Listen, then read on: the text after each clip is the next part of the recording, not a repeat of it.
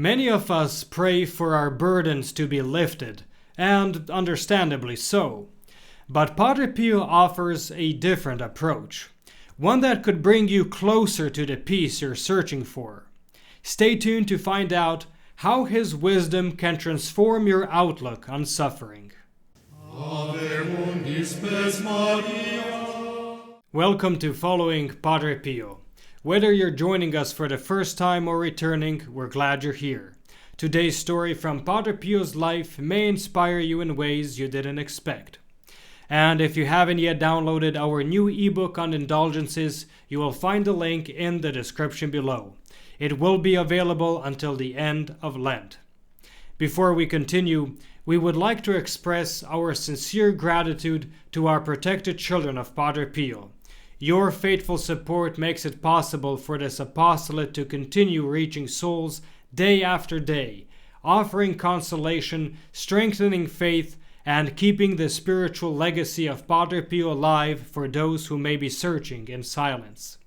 This work depends on a small community of committed supporters who help sustain it over time through prayer and steady generosity. If you're not yet part of this spiritual family and feel called to help uphold this mission, we invite you to join the protected children of Padre Pio. As a member, you are spiritually remembered through holy masses offered for your intentions and welcomed into a prayer community under Padre Pio's protection. You'll find a link in the description below. Today's reflection is drawn from two sources: Padre Pio, A Saint Among Us by Renzo Allegri, and Saint Pio of Pietrelcina, The Greatest Miracle Worker of the 20th Century by Father Karl Wagner. Through the accounts found in these books, we gain a deeper understanding of Padre Pio's perspective on suffering, a theme central to his life and spirituality. Let's begin with a story recounted by Carlo Campanini, a famous actor of his time and also a spiritual son of Padre Pio. He shared, "One day I was accompanying Padre Pio to the convent. I walked ahead of him to clear a path through the crowd. Shouts and a continuous chorus of voices could be heard.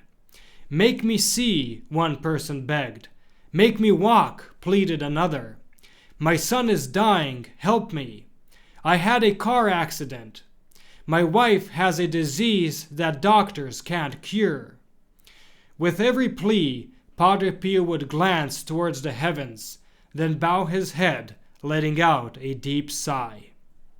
Later, once inside a convent and away from the crowd, he turned to Carlo with a look of sorrow and said, 'Do you see?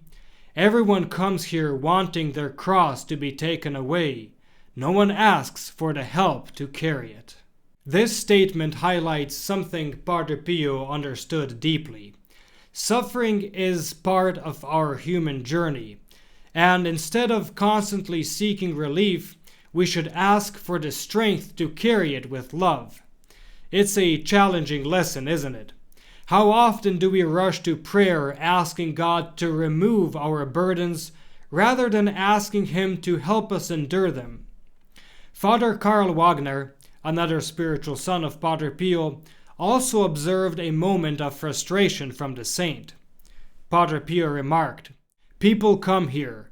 Everyone only wants material favors, and my hands are full of spiritual and imperishable graces, especially love, and yet almost no one wants them.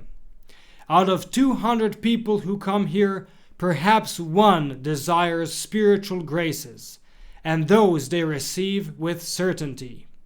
He then continued, "The understanding that sufferings are graces is very simple, yet profoundly deep. To fulfill one's daily duties with just a spark of love is worth more than the most costly sacrifices made without it. Whoever has set themselves right inwardly will receive everything else in addition." This resonates deeply with the words of Thomas A. Kempis in The Imitation of Christ, written 500 years ago. Listen to this. Jesus has always many who love his heavenly kingdom, but few who bear his cross. He has many who desire consolation, but few who care for trial. He finds many to share his table, but few to take part in his fasting. All desire to be happy with him, few wish to suffer anything for him. Many follow him to the breaking of bread, but few to the drinking of the chalice of his passion. Many love him as long as they encounter no hardship. Many praise and bless him as long as they receive some comfort from him. Do not those who always seek consolation deserve to be called mercenaries? Do not those who always think of their own profit and gain prove that they love themselves rather than Christ? Now this brings us to a fundamental question. Why do we flee from suffering? In one of his letters to his spiritual daughter, Rafalina Charasse, Padre Pio explains, "Human nature is susceptible to suffering and resists it because humans were created for happiness, and crosses are consequences of sin. As long as we are here on this earth, we will always have a natural aversion to suffering. This is a chain that accompanies us wherever we are." So, clearly, Padre Pio did understand why people want their sufferings to be removed. As he himself stated, humans were created for happiness, and crosses are a consequence of sin. We are all searching for that happiness, though many of us mistakenly believe that freedom from suffering is the key to finding it. But in reality, as Padre Pio reminds us, suffering is the path to greater love and union with God, which is our ultimate purpose and true happiness. In conclusion, I hope today's reflection inspires you to not ask God to remove every suffering that comes your way, but to seek the grace to carry your cross with love, just as Padre Pio did. As Saint Alphonsus Liguori expressed, "Is not he a fool who seeks after happiness in this world where he will remain only a few days, and exposes himself to the risk of being unhappy in the next, where we must live for eternity?"